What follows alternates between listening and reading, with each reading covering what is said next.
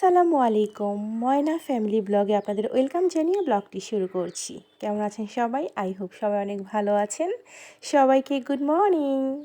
সকালে এক কাপ চা দিয়েই ব্লগটা শুরু করছি। মাশাআল্লাহ, দেখেন সকালের ওয়েদারটা। এখন যেহেতু শীতকাল চলে আসছে, হালকা হালকা কিন্তু কুয়াশাও পড়ে। তো আমার না, জানেন তো সবাই, অল্প চা খেলে হয় না, আমার গ্লাস ভর্তি চা না খেলে যেমন তৃপ্তি পাই না। তো আমার মতো এরকম কে কে আছেন? তো সারাদিন কি কি করি সব কিছু শেয়ার করার চেষ্টা করব। তো আপনারা ভিডিওটি স্কিপ না করে লাস্ট পর্যন্ত দেখুন, কেমন? এক কাপ চা খেয়ে প্রথমেই যে কাজটা সকালে আমি করে থাকি সেটা হচ্ছে নিজের বেডটা গুছিয়ে নেওয়া। এদিকে আবার বাবা অনেকগুলা মাছ নিয়ে আসছে দেখলাম, তো মার সাথে হেল্প করতে হবে। তো আমি মূলত মাছ কাটি না, যেদিন একটু বেশি পরিমাণে মাছ নিয়ে আসে সেদিন একটু মার সাথে হেল্প করি। তা না হলে ওনার আবার পায়ে সমস্যা, পায়ে অনেক ব্যথা করে ইদানিং। আর উনি বেশিক্ষণ বসেও থাকতে পারে না, তো আমাকে বললো আমার সাথে হেল্প করবা, চলে আসো। এই যে আজকের বাজার, মাছের বাজার। আর এখানে মাংস আছে, পুঁটি মাছ নিয়ে আসছে, পুঁটি মাছ কাটতেছে। আর এখানে আছে একটা মুরগি, আর এখানে কই মাছ। কই মাছটা খুললাম না, কারণ কই মাছ খোলার পর অনেক লাফায়। দেখেন সবাই পুঁটি মাছগুলো কত ফ্রেশ। আর এখানে আছে কি, পাঙ্কাশ মাছ। তো এটাই হচ্ছে আজকের মাছের বাজার।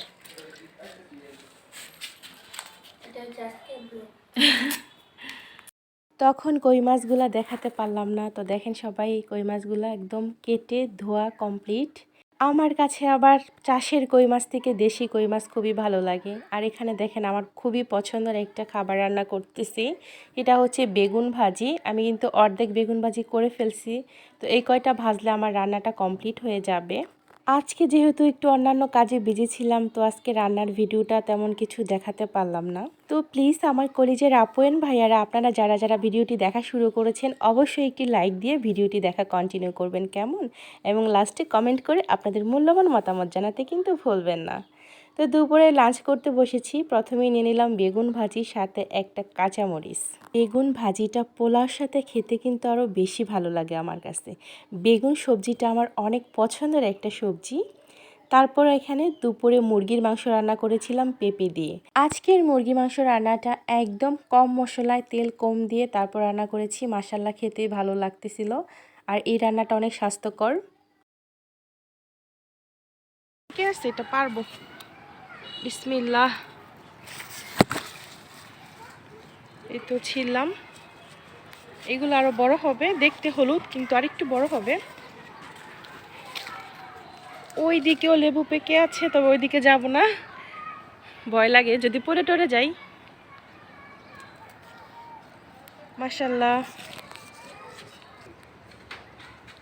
দেখেন সবাই, মাশাল্লাহ মাশাল্লাহ, কত সুন্দর লাগছে। নিজের হাতে লাগানো গাছে লাউ ধরেছে, মাশাল্লাহ মাশাল্লাহ।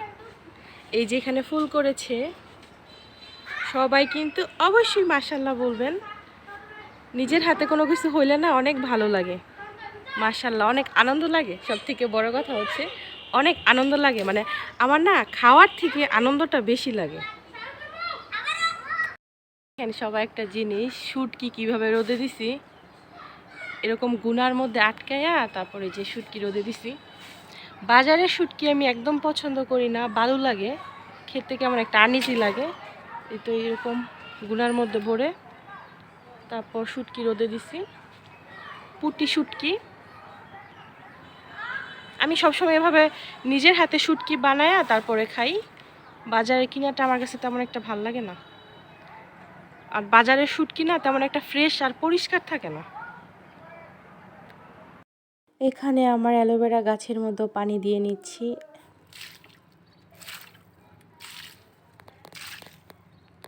দেখতেছিলাম ড্রাগন ফলের গাছের কি অবস্থা।